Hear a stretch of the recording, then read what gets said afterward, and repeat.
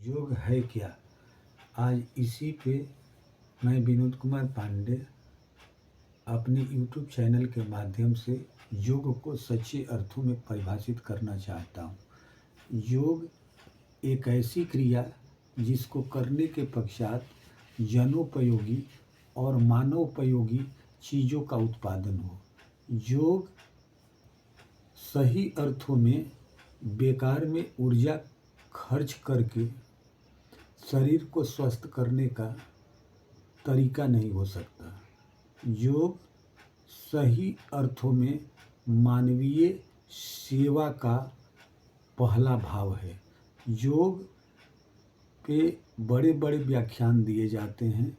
योग से संबंधित जितनी भी परिभाषाएं अभी तक लोगों ने दिया है वो अपने आप में अपरिपक्व और अपूर्ण है। योग किसान करता है, योग मजदूर करता है, योग सेना करती है, योग फिर आजकल एक नया ट्रेंड चल चुका है कि जो लोग सड़कों के किनारे बेकार में दौड़ते हैं उनसे भी योग मान लिया जाता है। योग के उत्पादन में जो ऊर्जा खर्च होती है उस ऊर्जा के खर्च के बदौलत मानवोपयोगी चीज़ों का उत्पादन होना चाहिए। सच्चे अर्थों में वही योग है। योग क्रिया का संपादन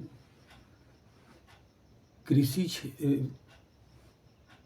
उत्पादन में जो ऊर्जा खर्च होती है उस ऊर्जा के खर्च के बदौलत मानवोपयोगी चीज़ों का उत्पादन होना चाहिए। सच्चे अर्थों में वही योग है। योग क्रिया का संपादन कृषि हो सकता है, गैया को खिलाना योग हो सकता है, बच्चे को पढ़ाना योग हो सकता है, वृद्ध जनों की सेवा योग हो सकता है। योग की चर्चा करते हैं वो सच्चे अर्थों में पतंजलि योग के भाव को नहीं समझ पाते। वो योग सिर्फ और सिर्फ सन्यासियों के लिए है जो सन्यास धर्म का पालन करते हैं और समाज से खुद को अलग रखकर खुद को ईश्वर परायण भक्ति में खुद को सारोबोर रखते हैं। योग भारत के आदिम सभ्यता के नाम पे आज पूरे वर्ल्ड में बड़ी बड़ी कक्षाएं ली जा रही है। योग पे बड़े बड़े प्रवचन आ रहे हैं, लेकिन प्राचीन काल में न योग के विद्यालय होते थे। योग का अर्थ शरीर से किया गया श्रम, जिस श्रम के बदौलत वस्तु का उत्पादन, वही योग होता था। आज योग का अर्थ उत्पादन नहीं रहा।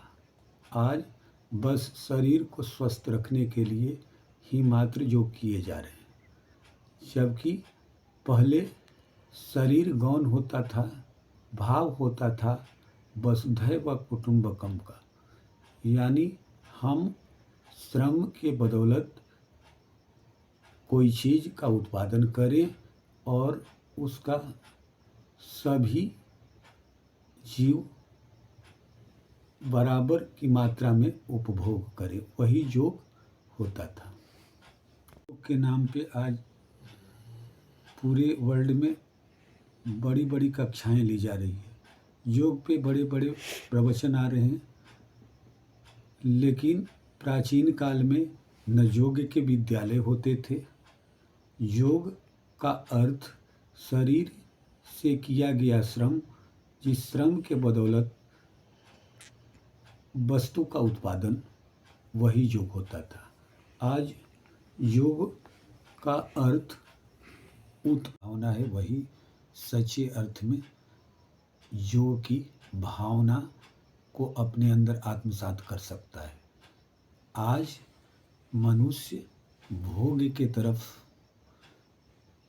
आकर्षित होने के बावजूद भी योग को करने का दिखावा करता है, जबकि योग राम ने रावण का वध करके महान योग का अनुष्ठान किया। उसी तरह द्वापर में श्री कृष्ण ने कौरवों का नाश करके पाप से धरती को मुक्त कर सबसे बड़ा योग का काम किया।